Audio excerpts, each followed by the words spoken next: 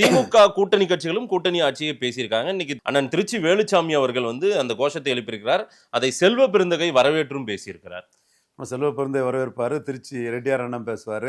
ராகுல் காந்தி நீங்கள் கொடுக்கறத கொடுங்கன்னு ஸ்டாலின்கிட்ட வாங்கிட்டு போயிடுவார். ஏன்னா ஸ்டாலினை ராகுல் காந்திகிட்ட இருந்து கத்திரி போடணும்னு மோடி முயற்சி பண்ணுறாருங்கிறது ராகுலுக்கு தெரியும். இல்லை, இப்போ செல்வ பெருந்தகையும் திருச்சி வேலுச்சாமிக்கும் திமுக விட்டுட்டு வேற எங்கேனா போகணும்னு ஒரு பிளான்ல இருக்காங்க. ஒன்றும் பிளான் இல்லை. ராகுல் காந்தி சொல்கிறதான் செல்வ பெருந்தை செய்துட்டு இருக்கிறாரு. ரெட்டியார் அண்ணன் எங்க அண்ணன், அவரு தனி ட்ராக். எங்க அண்ணன் துரைமுருகன் முட்டாள்தனமாக பேசினார்னா நெத்தியடியா துரைமுருகனுக்கு லெஃப்ட் அண்ட் லைட் வாங்கக்கூடிய கெப்பாசிட்டி எங்கள் வேலுச்சாமி அண்ணனுக்கு உண்டு. அவர் வாங்கிட்டு தான் இருப்பார். திமுகவில் பொதுச் செயலாளரான்னு பார்க்க மாட்டார், எதுன்னு பார்க்க மாட்டார். இது பண்ண தப்பியா தெரியாமல் பேசுகிறான்னு கிளின்னு கிழிச்சு விடுவார். அது வேற ஸ்டைல்.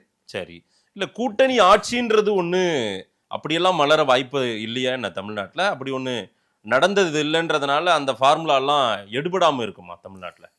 கூட்டணி ஆட்சிங்கிறது தான் 52லே வந்தது. கட்சிகள் உள்ள நுழைஞ்சிக்கிட்டாங்க.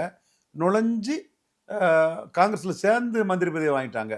படையாட்சி அமைச்சரானார் நாயக்கர். அவரும் முக்கிய பதவிகளை, மேல் சபை தலைவர் பதவிகளை வாங்கிட்டாங்க. தென் 2006 அப்படி தான் வந்தது.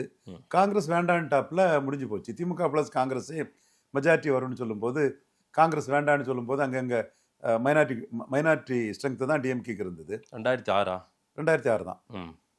காங்கிரஸ் வேண்டான்னு சொல்லும்போது அந்த கேள்விகள் இல்லை. 80ல் அது வரும்போது 50-50 வரும்போது எம்ஜிஆர் கேட்டார், இந்திரா காந்தி சொல்லக்கூடாது, தமிழக மக்கள் சொல்லணும்னு சொல்லும்போது மக்கள் தலைவர் எம்ஜிஆருக்கு தனி மெஜாரிட்டி கொடுத்துட்டாங்க. பாராளுமன்ற தேர்தல் வேறு, அசம்பிளி வேறங்கிற அடிப்படையில் தனி மெஜாரிட்டி கிடச்சிது. வேறு 77 4 முறை போட்டி, 89 4 முறை போட்டி. அப்புறம் 84 பார்லிமெண்ட்டை காங்கிரஸ்கிட்ட சரண்டர் பண்ணிட்டார் எம்ஜிஆர். சரண்டர் ஆகிட்டார். ஜெயலலிதா 91 பார்லிமெண்ட்டை சரண்டர் ஆகிட்டார். ஏன் 98 கூட மூப்பனார் மேஜர் பார்ட்னராக கலைஞர் அலோவ் பண்ணார். ஸோ சூழ்நிலையில் அப்படி போயிட்டு இருக்குது.